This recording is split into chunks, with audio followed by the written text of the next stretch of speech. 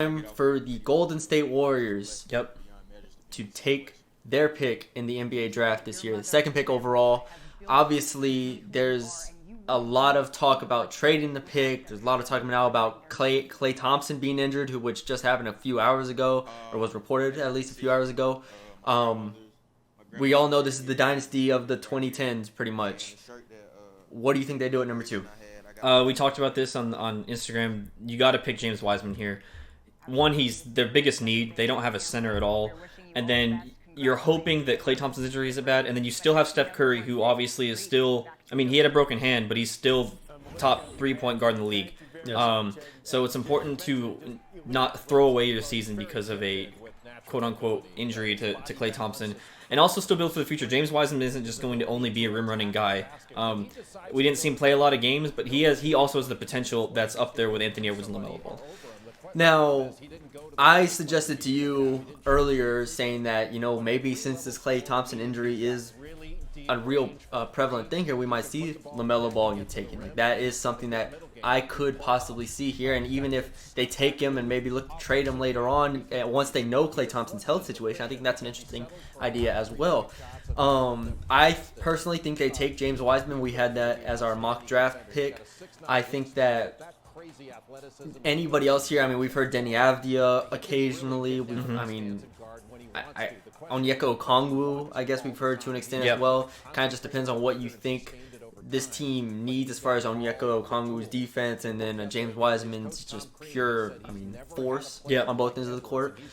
But I think there's such a real possibility of this pick being traded. I'm curious to see if anything happens in the next couple minutes here, that someone calls in and has a crazy offer late, because if that's the case, then this really, really starts to get interesting. And I could see, I think I told you off there as well, was that I could see them maybe trading back a little bit and maybe just settling in and not forcing the home run swing, I guess. Did you try to get another player, and then you pair it with whatever pick, 12th, 14th, 15th pick. And then you assume if you're getting rid of the second pick that you get an asset at that as well. Exactly. So I'm curious to see how they approach this, because we all know they still have, Eric Paschall, we know Steph, Klay, Draymond, and then you have Andrew Wiggins as well, who probably will get dealt, we assume, to somebody.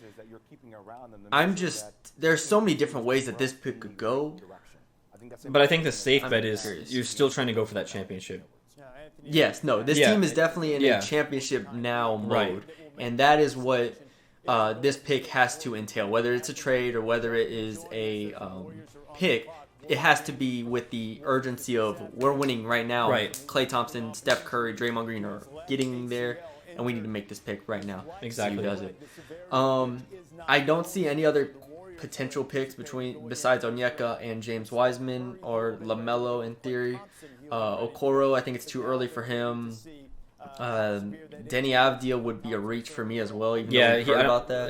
I don't think he kind of takes, without his shooting, he kind of takes over Draymond's role almost in a way. Yeah, no, that's a good point. In that his passing and his creating is kind of he kind of replicates Draymond's game a little too much. He needs to be able to shoot the ball. We need to see that first, and that's too much of a risk at the number 2 pick for me.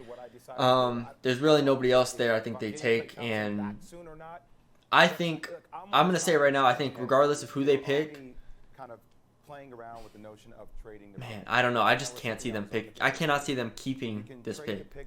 I don't know why. What if they know what his injury is and they just don't want to say anything because it just happened like 3 hours ago. I don't think. But you don't think they rushed him to the? Yeah, no. Like if it's an ACL, like you're gonna know, after games. Right. You know what I'd like to see them do is I'd like to see them trade down to 5-4 somewhere else like that and take Obi Toppin. Obi Toppin would fit them well too. That's what I would like. Because they're good enough defensively, just in the way they scheme. They can compensate. Yeah. I think that would be an interesting. That's interesting. You can play Draymond and maybe get the 5 or fluctuate that. I think that's what I would do if I were them. Look at that, because the Cavs or the Bulls. The Bulls would love to trade up. You got teams that are looking to go up, and I think that's what I mean, we heard talks from San Antonio, even LaMarcus Aldridge and the 11th pick for the number 2 pick, something like that. Yeah, like that's true. That's a beautiful thing. I would do that in a heartbeat if I was the Warriors. But maybe this is what they do, and this is like I said before, they're trying to win now. So we will see how they do, and the commissioner should be coming out with the pick, as Reese Davis says. Let's see what they got. I like the setup. I know. Love how he has a microphone, but he's by himself. Golden State Warriors select James Wiseman. There it is. There's James Wiseman. I like that a lot. I mean, that's the pick. I like you that can't. a lot. If they picked anybody else, we both would have been like, what are they doing? I mean, unless there's a trade, we would have been like, what are they doing? Yeah, no, I like this a lot because we're talking about Penny Hardaway. Shout out Penny. We're talking about a guy who immediately is the best center that they've had since of this era. Yeah, Andrew Bogut probably fits what they wanted to do, but he wasn't. But he wasn't better than what Wiseman should be in this coming season. Wiseman can do everything that Bogut did. Now, he's not as good a passer. He's not as good a passer. Bogut could pass. True. Bogut's fast. Don't sleep on that. But I'm saying, because you had like JaVale McGee in there for spurts, you had other guys in there, and it's just like now you have your center, right? Yeah. Now you know what you have. This isn't a guy you're going to throw away. And here's another thing is that I think it takes pressure off of Draymond as well to do as much as he's done. Yep. Whether it's out of the post, and he can kind of take it takes offensive pressure off him especially, and then defense, he's obviously not having to change every single shot, which is what he's had to do in the past. Right. Now, you had James Wiseman as your number 2. I had him as my number 6. I mean, tell me what you like about his game. I think most people took too much stock in the fact that he didn't play a lot at Memphis. And yes, that's obviously a concern. Most of his things that were kind of knocking him, like his decision-making or his instincts or whatever, were based off of his high school tape. And we all know that players grow, and it's not like he's just not played basketball since he's left Memphis. So I think it's important to look at his raw physical talent, and then also what he did do at Memphis, which was a lot of good stuff. And an NBA team's going to turn those intangibles and just his build and everything into a good player. At the very least, he probably has the highest floor in the draft, in my opinion. I'd probably agree with that. You have Tyrese Haliburton maybe and Obi Toppin as guys competing for that, but James Wiseman, at the very least, is a quality starting center. Yeah, he's a top half center in the league. Yes, already. Exactly. And so then you get into his rebounding range is tremendous. He's a rim runner, like you said. He shot free throws pretty well. I mean, we can't really ignore that. His jump shot wasn't bad by any means, which gives him mid-range potential, which I love.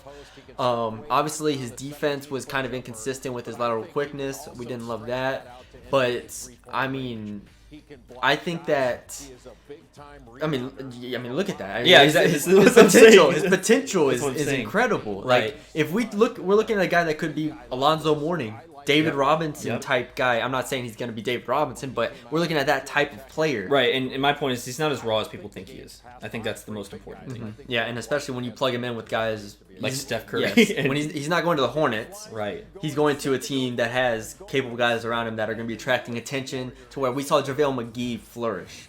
Right, we saw JaVale McGee flourish, and as a result, I can't see James Wiseman not being a quality guy for this team. Yep.